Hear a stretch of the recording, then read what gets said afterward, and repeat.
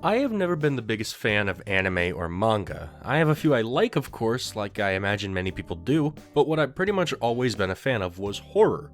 So if something that happens to be a manga comes up and it's horror, I might take a look. That ended up leading me to Tokyo Ghoul, and I swear there is not a single long-running series I have more to say about than this one. At the time of the writing of this video, I've completed reading Tokyo Ghoul in its entirety, and I'm currently reading through the sequel Tokyo Ghoul Ari, how the fuck do you pronounce that? I have not seen the anime for either of these, and that was intentional. Friends have told me that I should steer clear of the anime and its more loose adaptation of what was seen as the superior story. And for the time at least, I'll be taking their word for it. I do plan on watching the anime at some point, but I'm satisfied with the manga for now. I'm really bringing all this up just to let you guys know where my interpretation of the story comes from. It's from my reading of the original source material. So, let's get started. Tokyo Ghoul is a manga written by Sui Ishida, beginning as a one-shot published in 2010. Ishida previously had been known for his webcomic series, including The Penis Man. You may be asking why the panels have been so heavily blurred, and it's because the main character is very literally a giant walking, talking penis. I want to reiterate, Tokyo Ghoul is a horror series.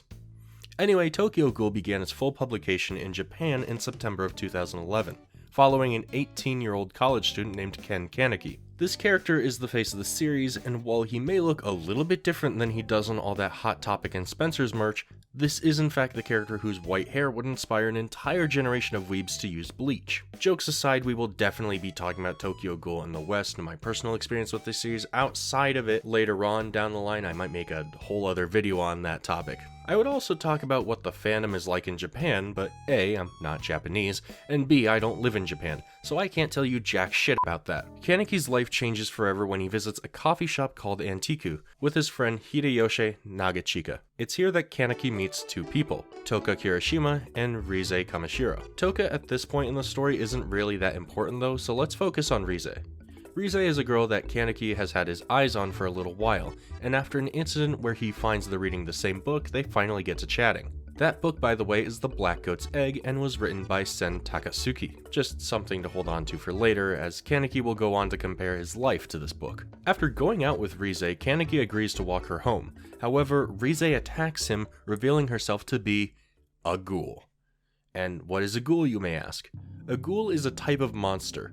They resemble humans and blend into everyday human life. However, they cannot eat normal human food. They can only sustain themselves on human flesh. So this leads ghouls to be serial killers often, luring prey to their deaths and then devouring them, which is what Rize intended to do with Kaneki. However, a pile of steel fucking beams falls on Rize, rendering her and Kaneki unconscious. When Kaneki comes to in the hospital, he finds that he had been saved by Dr. Keinu, who performed an emergency operation to replace his failing kidneys.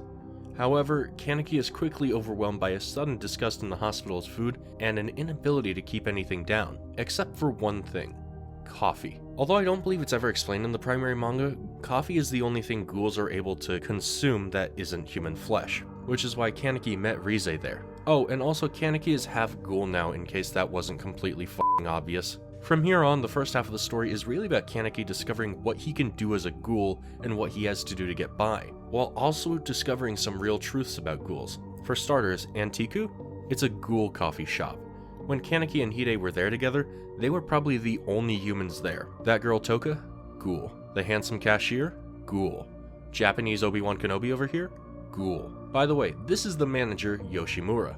Yoshimura basically takes Kaneki in to show him how to be a ghoul without harming others, because Antieku is basically murder rehab. We also meet the Fuguchis, Yomo, Uta, and soon we're introduced to the ghoul investigators, Kutaro Amon and Kureo Mado. Amon is sort of our secondary main character, giving us a glimpse into the other side of the story. While Kaneki is ghouling it up, Amon and his organization, the CCG, actively hunt ghouls because most of the time they are serial killers. I really enjoy Amon's side of the story and how it mirrors Kaneki. When it comes down to it, they're very similar characters, both driven to protect those around them despite the personal cost. However, where Amon is able to take his defeats in stride, Kaneki really can't, and lets them fester something gross inside of him. Kureo, though, is a fucking freak. Okay, let me put it this way. Ghouls, for the most part, kill and eat people, which makes eliminating them seem understandable to a degree, especially since humans don't know that some ghouls are incredibly passive. The way Kurio goes after ghouls with his weird fucking bulging eye makes him seem like a serial killer whose prey of choice is serial killers. Or, single mothers. After Ryoko Fuguchi's death, Toka decides to get vengeance on behalf of her daughter, Hinami. This little revenge plotline is crucial for the rest of the story. It introduces Kinkeis, Kagunes, it kills off Kurio, and shows us the first time Kaneki would ever use his zipper mouth mask. Something worth noting is that at this point in the story, Amon and Kaneki are both idealists. Kaneki believes he would never be capable of killing and eating a human being, which is why Yoshimura makes these little ghoul cubes for him to eat instead. Amon, meanwhile, believes that ghouls are inherently evil, and so when he fights one, he has to be the one to win for the greater good. I could never do this versus I could never do that. Although Kaneki and Amon's interactions are actually pretty scarce throughout, each time they cross paths we see more of that shift happen, where they both see things as more gray. By the way, Kagunes and Kinkeis, these are both essentially the same thing. A Kagune is a ghoul's body weapon, usually sprouting from somewhere on their back or shoulders. There's 4 types of Kagune, but for the sake of time and sanity, I will not be telling you them right now. You'll have to wait. Kinkei are what the investigators use, and these are weapons made from the Kagune of killed ghouls. Since normal human weaponry doesn't really work on ghouls, investigators use their own natural weapons against them. These can take the forms of hammers, knives, sickles, whatever. But this is a horror series and I'm talking about it on a horror channel, how about I talk about some horror? If you're looking to be scared, Tokyo Ghoul probably isn't the manga I would recommend. If you're looking to be disgusted or made anxious, however, then yeah, I totally would. Since ghouls are so humanized, whenever we see one actively trying to kill someone, it still comes across as unnerving, the same way a human serial killer would. But in the case of ghouls, knowing that their end goal is usually the consumption of their opponent's flesh definitely makes them a way more disturbing threat. If you are at all uncomfortable with imagery of humans being eaten or cannibalism, then I can definitely see this series as setting off some of your phobias. But the ghouls themselves are hardly the driving factor behind the horror of this series. I would argue the real horror is the psychological aspect. Namely, Ken Kaneki is a fucking nutcase. As we get further into the manga, more of his inner character is revealed alongside his sad backstory. His parents, dead. His aunt, abusive. His penis, small. But with this new life of ghouling it up in Tokyo, he can overcome all of these past hardships. Except for the small penis thing. The more Kaneki slips into the ghoul lifestyle, the more we, the reader, can feel a sort of shift in his character. He spends so much of his time living an effective paradoxical lie, where he wants to avoid eating humans, but now he needs to in order to live. He still finds the very existence of a ghoul to be repugnant. In short, he struggles to see the value in living beyond simply living. This ultimately culminates towards the midpoint of the series where Kaneki is captured by a gang of ghouls called Aogiri Tree. Headed by a mysterious, also one-eyed ghoul named the Owl, Aogiri is effectively the big bad of the series. After he's captured by Aogiri, Kaneki is dismissed as kind of fucking useless to their organization, so he tries to help free the captured ghouls led by Banju, who is without a doubt one of the greatest characters in fiction ever. Ultimately, Kaneki agrees to trade his life for theirs, and he's taken once again, this time to be owned by Yamori. Side note, something I love is from time to time seeing American references in Japanese manga. Yamori's mask is a hockey mask, and since he comes from the 13th Ward, he's considered the Jason of the 13th Ward. Fucking sweet. But this torture is the turning point, really. Kaneki is subjected to pain and torment, having his digits cut off only to regenerate, until eventually his hunger overtakes him.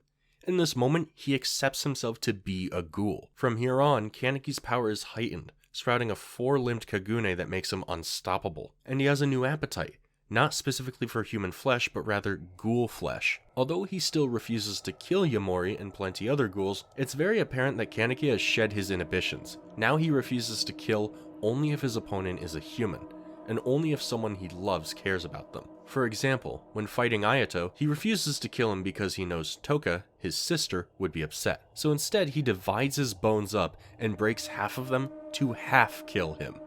That is some twisted shit. From here on, during the course of the manga, whenever a fight is getting too intense, the reader now has this built-in knowledge that Kaneki could go off the deep end and someone could get hurt far worse than he intended. However, this only really ever happens once. After confronting Dr. Keinu, who reveals that he used the Kagune generating organ from Rize to heal Kaneki, Kaneki once again goes apeshit crazy and fights the investigator Shinohara. In my opinion, this would have been the perfect fight to show how lost Kaneki has really become by having him kill, or at least attempt to kill, Shinohara. And although he achieves a new, even more fucked fucked up form with a centipede like Kagune, he still limits himself by only eating a piece of Shinohara's arm and then eating his Kinkei. By the end of this arc, in a rage, he accidentally punches a hole in Banju's chest, which he promptly shrugs off because ghouls have intense healing. Again, this could have been Kaneki killing someone, but it just doesn't happen.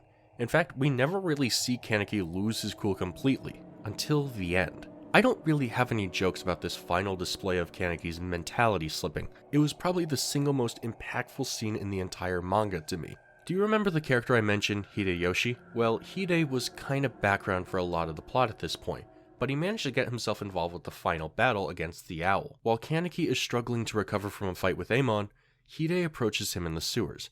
He wants his friend to escape, but Kaneki urges him to run away because he can't control himself right now, and he might eat Hide. But then, Kaneki blacks out, and when he wakes up, Hide isn't there. He tastes blood on his lips. His wounds have been healed.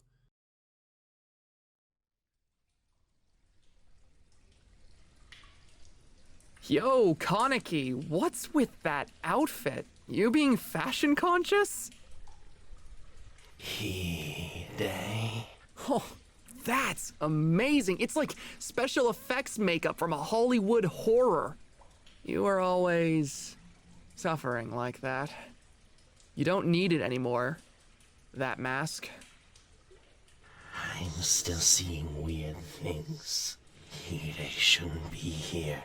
It's a hallucination. A dream. A dream. A dream. This is a dream.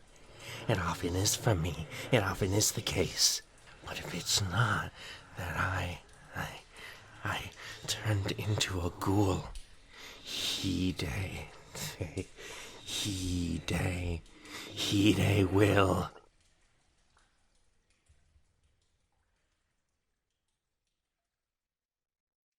I knew that. Something like that is fine, so hurry up and come home. I wanted to help you. For starters, with how the routes are blocked and the feeling of the blockade, there's almost zero chance of a ghoul escaping. Hide, I'm hearing voices. Run away. By me, you'll be. That's an awful wound. Sorry. Can you fight for me at full power just one more time? Because that's the only way.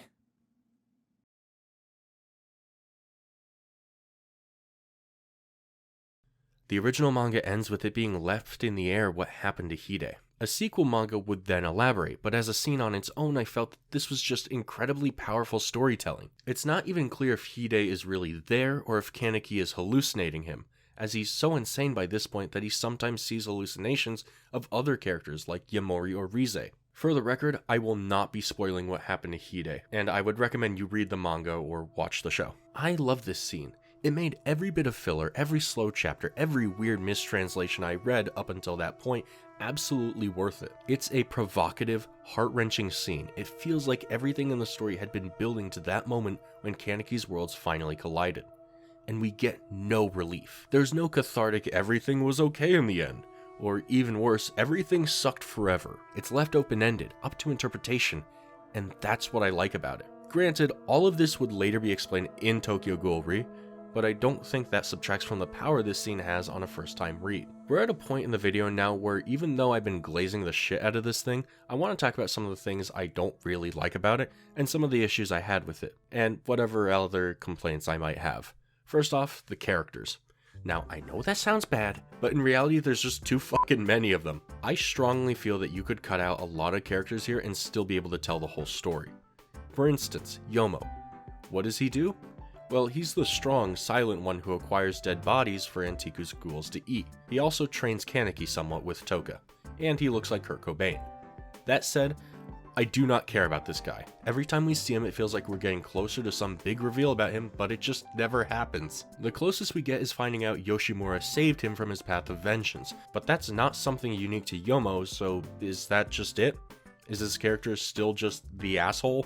Then there's Nishio, who is literally just Byakuya Togami, but in a different universe. They look the same, they act the same, they both have these big redemption arcs where they nearly die and prove they can put others above themselves in times of crisis. It's the whole deal, really. These two are the ones that strike me as the most, okay, I guess they're here. But seriously, this cast is huge and could have used some condensing. Like, take Yomo training Kaneki and make it Yoshimura, which gives him and Kaneki a closer bond for the reveal later that he's actually one of the two owls. Speaking of, something clever I do like is the reveal of the leader of Aogiri Tree, the owl. Specifically, the one-eyed owl, there's two owls, it's a whole naming thing. The reveal is that the one-eyed owl is actually Sen Takatsuki, aka Ito Yoshimura, the manager's daughter.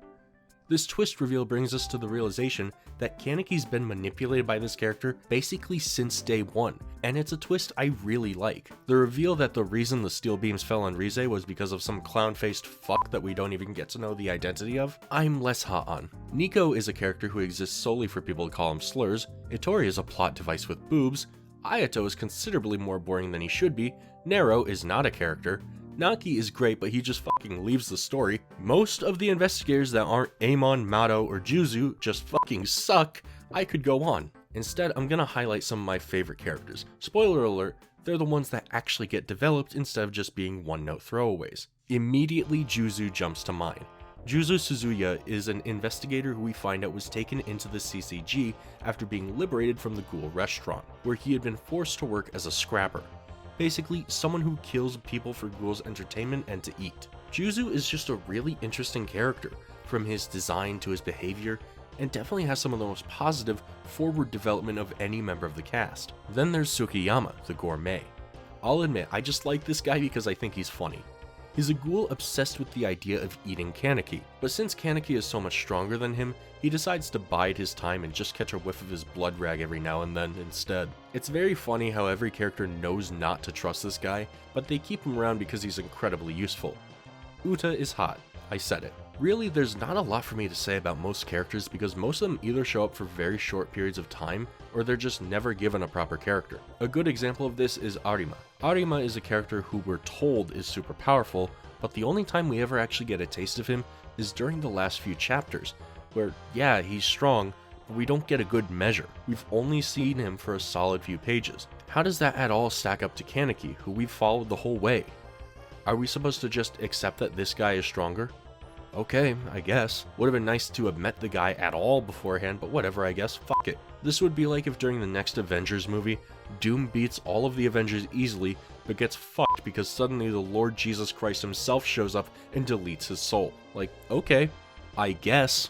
But that's my biggest gripe with the series. For as many characters as there are, a lot of them feel underused, undeveloped, and oftentimes excessive.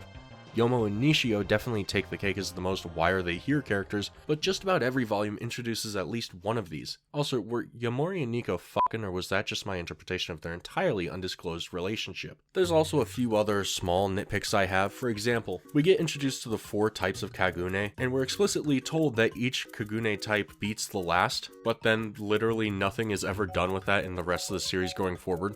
I'm pretty sure throughout the rest of the series, we never even see one type matchup where one has an advantage over the other. But again, that's just a nitpick, and that's what I chalk up the rest of my problems with the series to. Just small, tiny complaints that realistically don't matter in the long run. And there you have it. Tokyo Ghoul is a fantastic horror series despite its problems, and I thoroughly enjoyed reading it in its entirety. In 1 week. I read through all 143 chapters in 1 week. I was that truly invested in the story I was reading, if that tells you anything about the overall quality of the manga. And now I'm making my way through the sequel. Maybe I'll like it more, maybe I'll like it less, who knows. In the meantime, I'm demuted, be sure to subscribe, and peace.